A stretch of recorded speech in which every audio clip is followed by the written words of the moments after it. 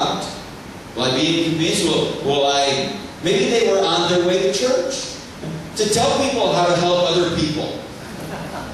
Maybe they were going to a small group to talk about why they should be externally focused. Maybe they were actually traveling on a way, listening to their iPods about how they could be more of the kind of people God wanted them to be.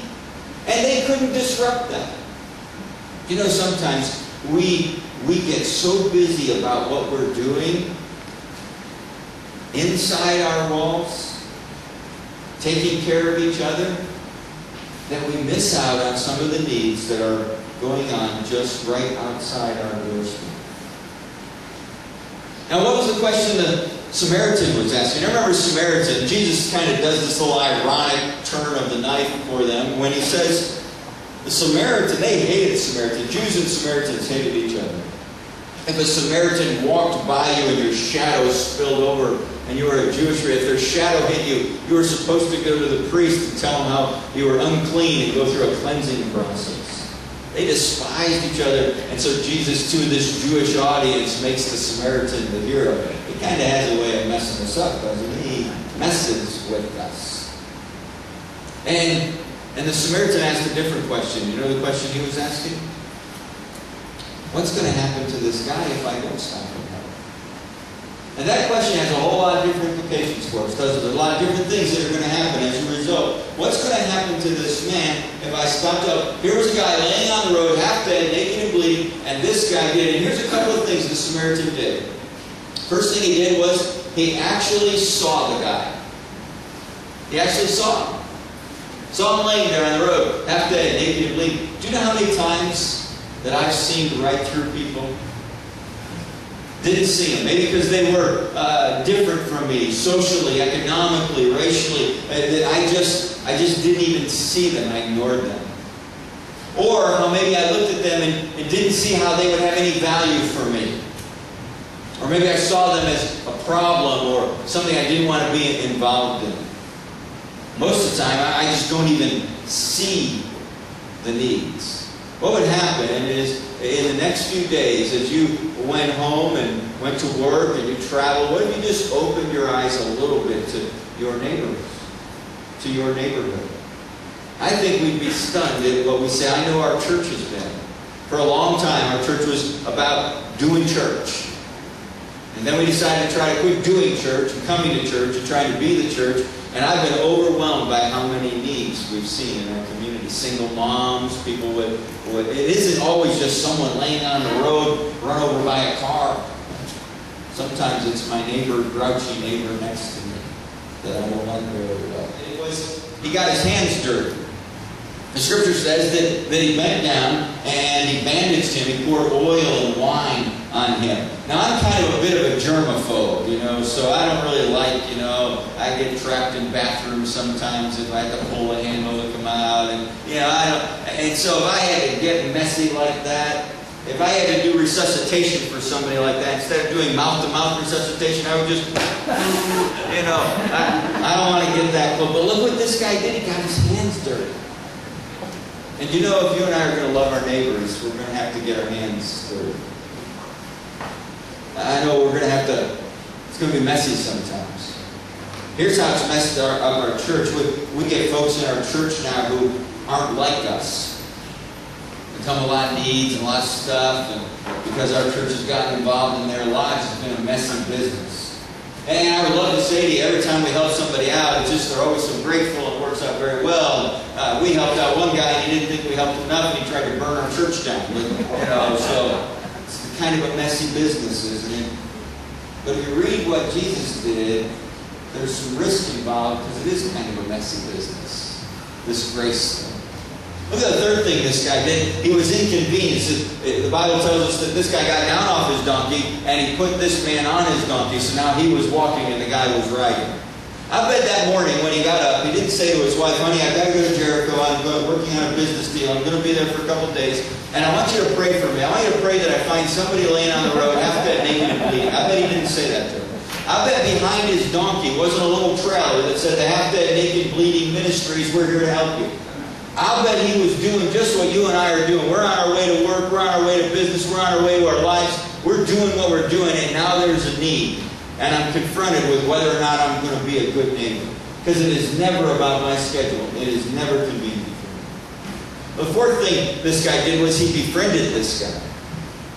He looked out, and I'm guessing on the way down he got to know this guy's name and what was going on and what his life was about. And you know what I find, the disenfranchised of the world want our friendship more than anything. Our church does a lot with single moms, and kind of came about because my daughter, when she was younger, she had a number of friends who were in single-parent households. Single-parent households are the fastest-growing households in the United States, which is a real tragedy of what's happening in the family. And single moms are 92% of those homes, and single moms are stressed. They're stressed with caring for their kids. They're financially challenged. There's a lot of burden. And I know single moms is a growing population here in Malaysia as well. And so we got involved with single moms. We'd help them out with money and education and just helping them out in a lot of ways. And one family in particular, a mom that has 5 kids, the dad left the day after twin girls were born. Left her with 5 children under 10, or under 12 years old. And so we got involved with this single mom, Terry, and she's a wonderful lady, and my wife's really become good friends with Terry. And one morning she took Terry to breakfast, and she said, Terry, you know, we love your family, and we love your girls, and we love being involved in your life, and I know when we help you out with money, that you always use it to get something for your kids, and you never do anything for yourself. So this morning, I thought you and I would go shopping together. Now, my wife's spiritual gift is shopping. That's what she believes in.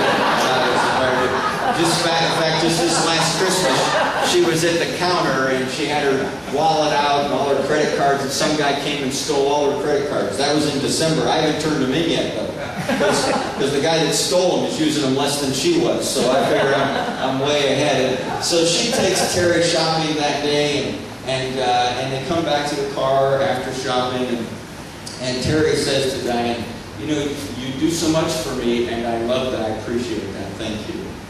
But what I value the most is your friendship, as friends.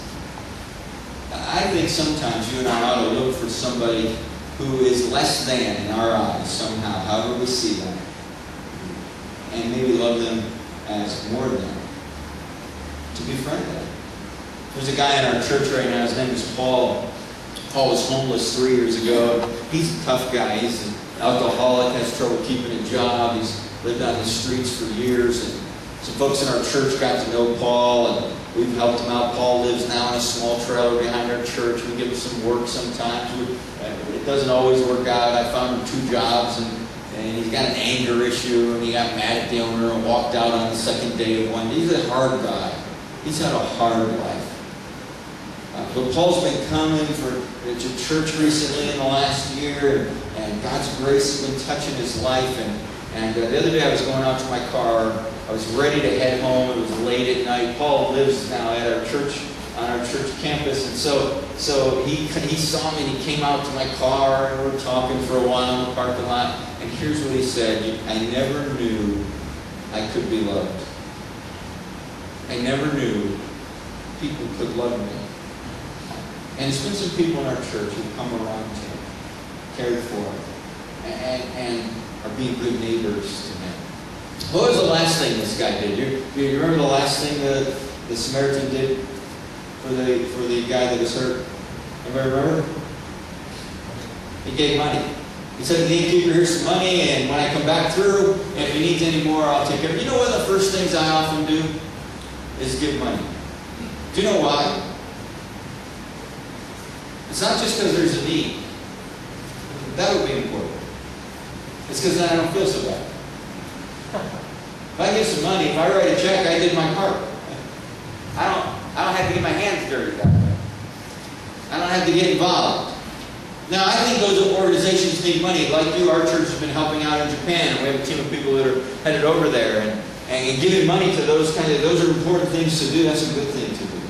And we probably can't go to Japan and get involved there, but you know, sometimes I give money to the to the relief agency, some of the stuff going on at Rifle Range or other places maybe here in the community. I give money to that, and I feel good about that. But maybe I ought to look for a way for me to get involved. And it doesn't have to be over in one of those places. Maybe it's just right here in my neighborhood. To get personally engaged in something beyond me. I did. It was really a terrific thing. It happened in the very front part of the story. Jesus tells a story and he says, and the man got off his donkey. Wouldn't it be great if the church in Malaysia, if we get off our donkeys and help out? Wouldn't it be great if we quit coming to church and we started being the church? What would happen if we as believers found a way to just be good neighbors? Here's an interesting thing that I discovered a long time ago for me. Just because I can't do everything doesn't mean I don't do something. Sometimes I could just be a good neighbor. What if I were the best neighbor my neighbor ever had? Well, what if I actually tried to be the very best neighbor that I could possibly be in my neighborhood? What if I looked for ways to be thinking about how is grace, how am I loving God by being loving others? You know, you kind of get a picture of the cross. Don't you love God? Love others? That's exactly what God's invited me to do. And so I don't have to go across the world. I don't have to become pastor on a staff. I don't have to be a missionary somewhere. Sometimes maybe the very thing God's invited me to do is to be the best neighbor I can be. And maybe that's a neighbor at work or a neighbor across the street, or maybe it's a neighbor I'm in school with. How do I be a good neighbor? Well, let me close with this story and we'll wrap up. Larry Walters was a 33-year-old truck driver, and he'd never flown in an airplane, never once in his life. And so he and his neighbors got together one day in their backyard. They took one of those aluminum lawn chairs, you know, kind of the little straps that are fraying on it, and they staked it down to the ground. And then they took 30 weather balloons, filled them with helium, and tied them to the chair. Larry got in the chair. They put a rope around him so he wouldn't fall out. They gave him a CB radio so that he could tell his friends what he was seeing while he was floating over the neighborhood. They gave him some peanut butter and jelly sandwiches in case he got hungry. They gave him a 6-pack of beer, which is probably how the whole thing got in trouble to start with. And then they gave him a BB gun so that he could shoot the balloons when it was time to come down. And they cut the rope loose. And instead of leisurely floating over his neighborhood, Larry shot 14,600 feet in the air, just right up through the air. He said right through the approach corridor to one of the international airports. Pilots must have been going, what was that? They said Larry started shooting his BB gun as fast as he could, and when he landed, he bumped down to the ground and got banged up a little bit. And when he landed, the police were there, the Federal Aviation System Patrol were there, and so were some news reporters. And the news reporters that I picked the story up from years ago, one of the reporters said to Larry, "Were you afraid?" He said, "I was frightened out of my mind." They asked him, "Would you ever do this again?" And Larry said, "Not in a million years." And then one reporter asked this question, "Why'd you do it?" And I love Larry's answer. He said, "Well, you can't just sit there, can you?" What your local church is trying to do to change your community. To be internally strong and externally focused. We say that at our church as well. To allow God's love to flow up in my life to change me. For me to learn better every day how to love God a little better than I did the day before.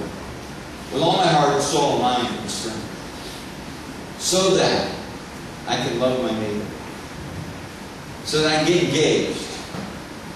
So that I can do something to make a difference. And just because you can't do everything doesn't mean you don't do something. So my suggestion is that you quit coming to church and to be the church. The church God's invited us to be. While we gather together for worship, that's important. But be the church.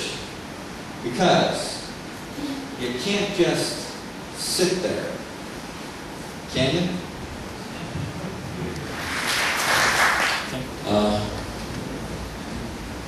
I think we're very privileged to hear from Pastor Rick this morning.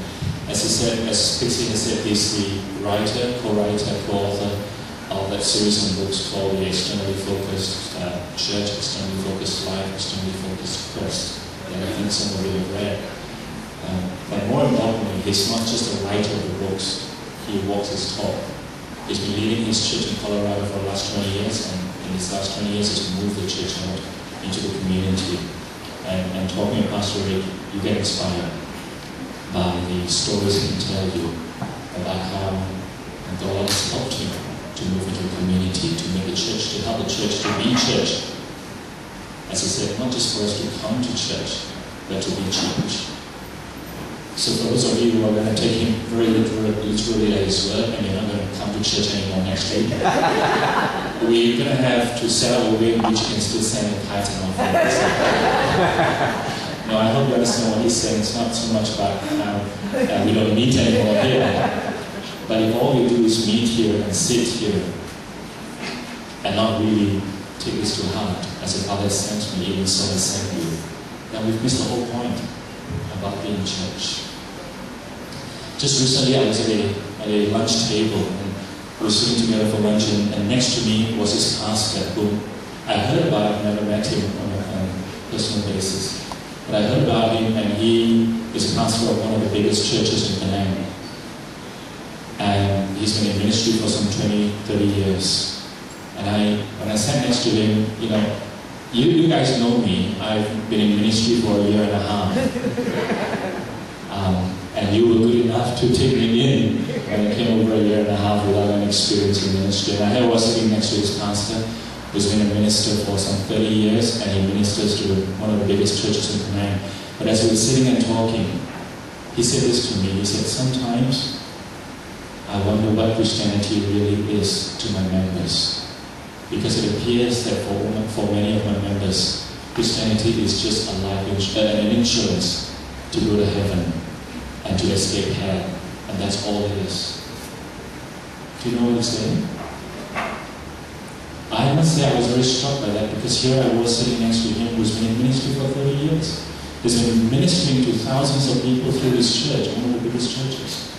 And he still has this question. Sometimes he asks, what is Christianity to his members? Is it just an insurance to go to heaven and to escape hell? Or is there not much more than that? Here in this church we talk about how at the end it's all about God's glory. It's not about us and what we do, but it's all about God's glory. And we remind ourselves that we say we're called to be a church for God's glory, and God is most glorified in the world, and Christ is most real in us. And we also remind ourselves that, therefore, we're called to be an authentic and visible community. That's who we are, a community. Or Christ-like relationships. It's still about Christ. Christ-like character. It's still about Christ. Christ-like vocation. It's always still about Christ, making an impact on the community. We need to be reminded of this again and again. This is what it means to be called by Christ. This is what it means to be saved by Christ. It's not just about an insurance to make sure we go to heaven and escape hell. It's about Christ and everything.